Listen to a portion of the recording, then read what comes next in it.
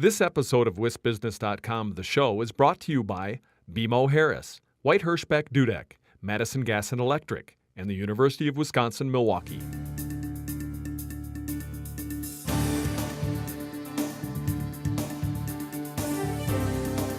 Hi, I'm Liz Schrum for the Wisconsin Technology Council, here with Wisbusiness.com, the show. Coming up, Tom Still talks about why an early-stage capital program for Wisconsin is not only a safe investment, but a smart one. And Dave Grandin charts the progress of KayO Technology, a Wisconsin company building wireless devices to help physical therapists better assess their patients. And now, here's the Wisbusiness.com stock report for mid-January. Rising battery technologies. Johnson Controls has introduced a battery system to boost gas mileage and cut carbon dioxide emissions. The system combines lead acid and lithium-ion batteries inside a car. The company lifted the veil on its 48-volt micro-hybrid battery this month at an international auto show. Johnson Controls says the hybrid battery can increase fuel efficiency by 15 to 20% and represents the latest breakthrough for Wisconsin's power solutions industry. And falling, WAUSAU Paper Corporation. The company plans to divest 2 of its mills in Wisconsin and 1 in Minnesota. That puts the future for hundreds of employees in question.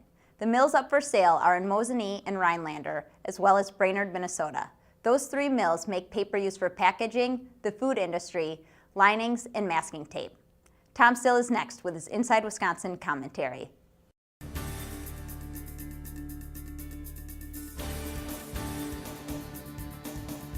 There's no shortage of issues facing the Wisconsin legislature as it begins its 2013 floor period.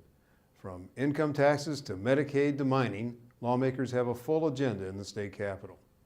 One item that merits the legislature's full attention is launching an early-stage capital program for Wisconsin. If state policymakers truly want to create more companies and jobs, this idea is a sound investment. A proposal on the table would establish a master fund seeded with state dollars to attract matching private dollars from angel investors and venture capitalists, both in Wisconsin and beyond.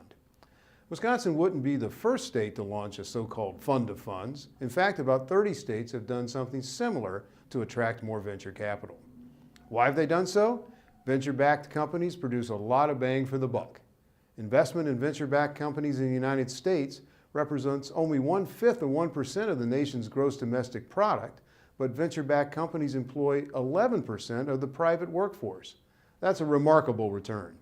Venture-backed companies are more likely to hire and retain educated workers, to pay them more, and to weather economic ups and downs.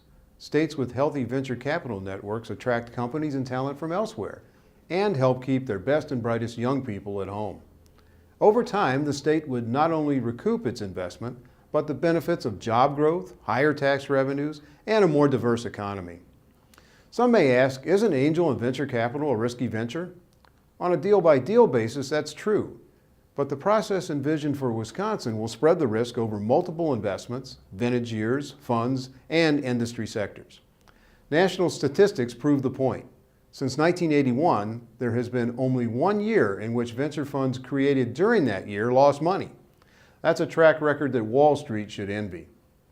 If you want evidence of how early-stage capital sparks jobs, look no further than Minnesota. The Gopher State has attracted $6.5 billion in venture capital over the past 30 years, which led to 447,000 jobs. Wisconsin attracted only $1.2 billion in venture over the same period, which led to 60,000 jobs. Wisconsin can do much better. Investing in an early-stage capital program is a well-calculated risk that can produce companies, jobs, and tax revenue. It's an idea worthy of legislative approval. Thanks, Tom. I'll be right back with Dave Grandin, Chief Executive Officer of KayO Technology in Madison.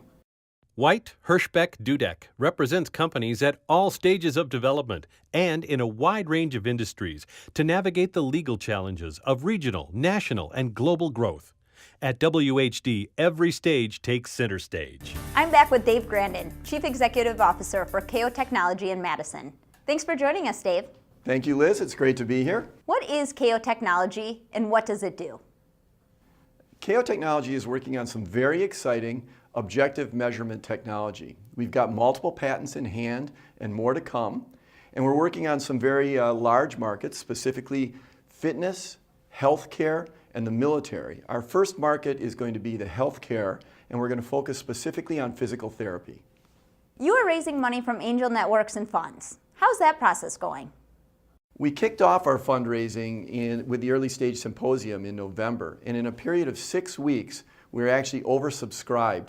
We had some companies that couldn't react quite that fast, so we're planning on doing another closing in February of 2013. As you mentioned, your company really came on the public scene at the Wisconsin Early Stage Symposium in November. How did that event help KayO? The Early Stage Symposium was a great event for KayO because it allowed us to present to a large general audience and then use our own private area to follow up with interest. We really created buzz that helped us with our oversubscription. We think it's a wonderful venue for bringing together both entrepreneurs and investors alike.